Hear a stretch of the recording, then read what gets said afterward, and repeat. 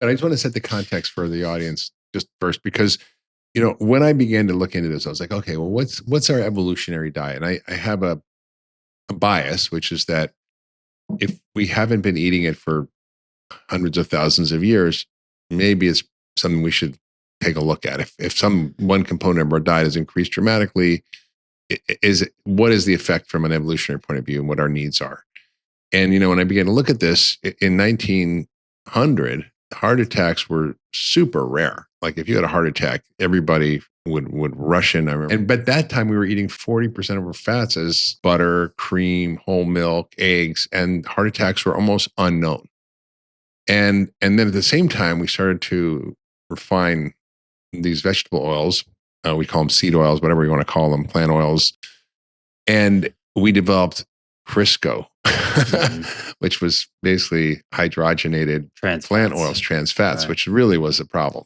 And then our consumption of soybean oils increased 1,000-fold since 1900.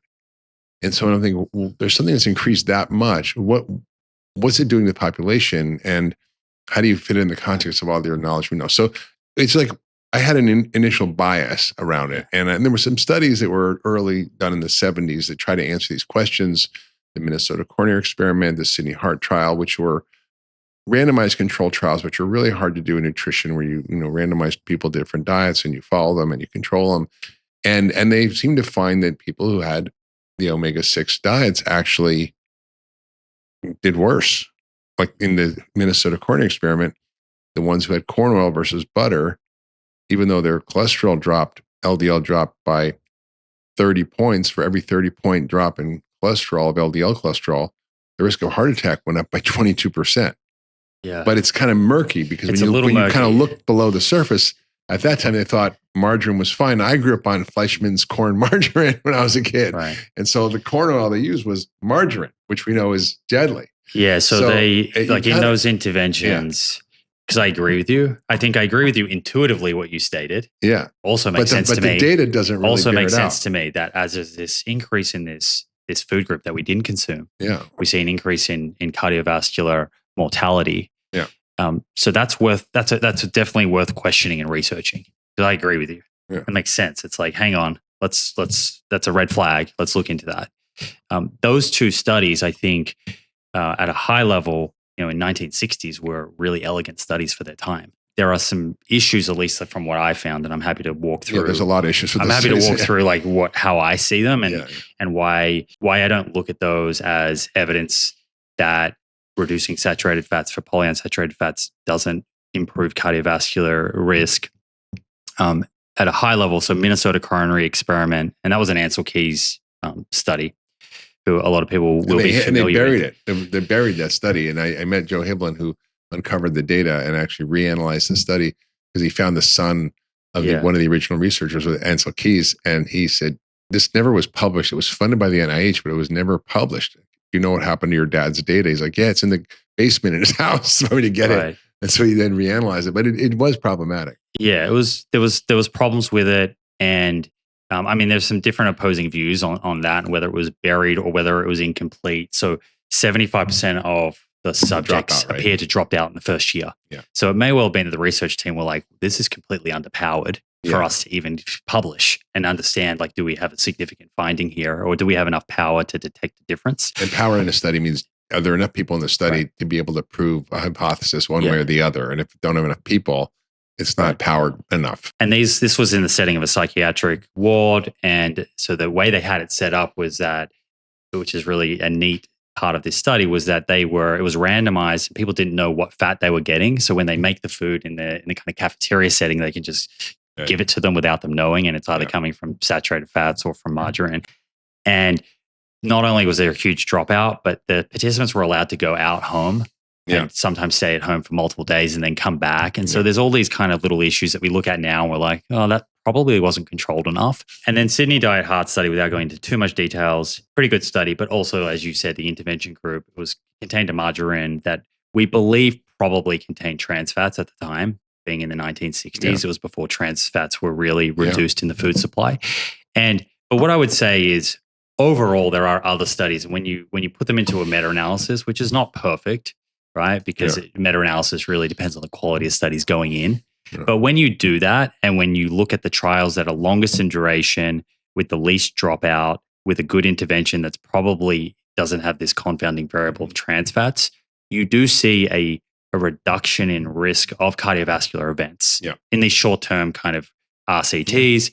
And we're probably never going to have those kind of trials again. So in population studies, you also see the same. And then in population studies, you see a similar thing. And then further to that, if you go and look at population studies and you look at linoleic acid, which is the primary omega-6 fat in vegetable oils or seed oils, and about 40% of linoleic acid in America comes from soybean oil alone. And when you look at just dietary surveys, which are a starting point, they're not perfect. They have issues. When you look at that and you quantify how much linoleic acid are in people's diets, they have lower risk of coronary heart disease compared to people with higher amounts of linoleic acid compared to those with lower. You can go a step further. Some of these kind of more modern, more thorough observational studies also have blood biomarker assays where they look at red blood cell content, like the function health test that looks at how much linoleic acid do you have in your red blood cells. And also some of them have looked at how much linoleic acid you have in adipose tissue. And so that's like a step further. Instead of asking people what they ate, you can actually biopsy them or do a blood test and see what it is. Yeah, it's because that fat we don't make. The only way it ends up in your red blood cells or in your fat tissue is from consuming it. And you can then look and see, is there an association between higher fat stores, higher red blood cell linoleic acid, and a risk of coronary heart disease, for example, or total mortality, dying of anything during whatever the follow-up period was. And you see again here, you see lower risk of coronary heart disease, lower risk of total mortality with higher levels in both red blood cell or adipose tissue. And so when you look at all of that evidence and then you look at the mechanisms, so what is probably the mechanism that would explain this? And I don't think it's all of it, but it is probably the LDL cholesterol reduction that you get with that swap. And then that's supported in and of itself through genetic Mendelian randomization studies, population studies, where you consistently see lower LDL cholesterol, reduced risk of coronary heart disease. And so that's how I think about all of that. That said, do I think it's healthy to consume vegetable oils and seed oils within these ultra-processed foods? No. I think they're driving an excess of calorie consumption. They're okay to eat if you have a bottle in your kitchen, but not when you stick it in an ultra-processed food. And even in your kitchen, right? Do I think it's good to be having tablespoons and tablespoons of this stuff? No. It's super calorie dense. What I do think, though, is the consumption of vegetable oil at home, like a tablespoon on vegetables, cooking them, is very different to having them in ultra-processed foods or deep frying them and reheating them. Oh, yeah. That's the worst. Oh, my God. Yeah. So I think we can all agree that we need to completely try and avoid those types of foods as much as possible. But it is different to, again, cooking with some vegetable oil in your pan at home where you're not deep frying and reheating. And I think the other issue is it's like, I often talk about like, CAFO meat versus regeneratively raised meat and the differences. And it's not the cow, it's the house. The same thing is true with the oils. And it's like, well, where they come from? What are you eating them with? What else are you not eating? What are you eating more of? What are you eating less of? And